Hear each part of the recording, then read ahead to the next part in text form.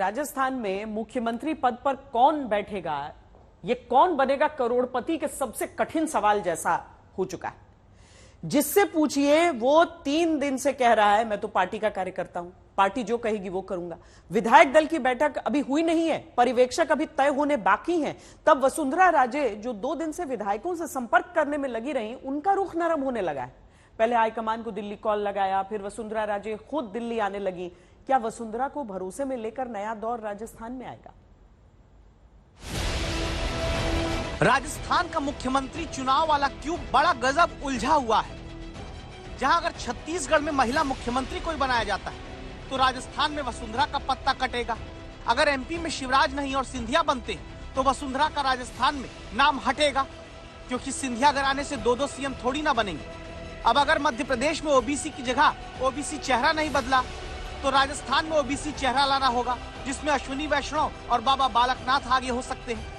राजस्थान में अगर पुराने नेता को चुनना हुआ तो अर्जुन राम मेघवाल, किरोड़ी लाल मीणा आ सकते हैं। यूपी में जैसे हार कर भी केशव प्रसाद और उत्तराखंड में जैसे हारने के बाद पुष्कर धामी बड़े पद पर लाए गए और ये फॉर्मूला चला तो राजस्थान में राजेंद्र राठौड़ और सतीश पुनिया भी खारिज नहीं किए गए हैं। मेहनत के आधार पर फल दिया गया तो गजेंद्र सिंह शेखावत का नाम हो सकता है।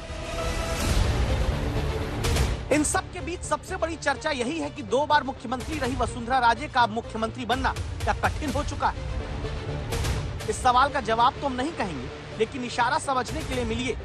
नाम है बहादुर सिंह कोहली, वसुंधरा समर्थक विधायक है, जिनकी बोली वसुंधरा को सीएम बनाने की मांग को लेकर 24 घंटे में बदल गई। जो जनता की मांग है वो वसुंधरा जी है, वसुंधरा जी को सीएम बनाना चाहिए। अब आपने कहा था वसुंधरा जी को मुख्यमंत्री बनाने का, आप उस मांग पर कायम है? No comment. तो ऐसा क्या हो गया? नहीं, कुछ नहीं हो गया। कल आपने कहा था। कहा ही, इसमें क्या है, कोई झूठ थोड़ी बोला है। तो कोई रणनीति में बदलाव हुआ है क्या? नहीं, कोई बदलाव नहीं। तो अचानक से आप बदल क्यों रहे हैं? नहीं बदल ले यार, कहीं को खोपड़ी खा रहा हूँ वैसे। मैं क्यों खा रहा हूँ? आपने कल कहा था, आपने कल मांग की थी, वही पूछ रहा हूँ मैं आपसे कि 24 घंटे में कैसे बदल सकता है कोई। जो वसुंधरा राजे नतीजों के बाद अगले दिन से दावा रहा कि विधायकों से खुद ही संपर्क में जुटी रही, उनके नाम तक पर नो कमेंट उन्हीं के समर्थक विधायक करने लगे। वैसे जिस घर से वसुंधरा मंगलवार रात तक विधायकों से संपर्क साधने में जुटी रही, उसी के बाहर रख दिए गए होर्डिंग ने भी इशारा करना शुरू कर दिया, जिनमें प्रधानमंत्री के दम पर चुनाव जीतने का शुक्रिया किया गया। और फिर खबर है कि नतीजों के बाद वसुंधरा से किसी बड़े नेता ने बात तक नहीं की और फिर बुधवार शाम बताया गया वसुंधरा राजे ने खुद आला कमान को फोन किया, कहा मैं पार्टी के अनुशासित कार्यकर्ता हूँ, पार्टी के लाइन से कभी बाहर नहीं जा सकती। जो मोदी जी के जो नाम क्लिक होगा या उनके दिमाग में जो बैठा हुआ होगा, जो राजस्थान को अच्छी तरह चला सकता हो तथा 2024 के चुनाव सफलतापूर्वक करा के 25 की 25 सीट ले आए और हम सब उनके साथ लग के काम करेंगे। क्या संदेश साफ है? वसुंधरा राजे क्या मुख्यमंत्री की दौड़ से बाहर है? तो फिर दौड़ में कौन है?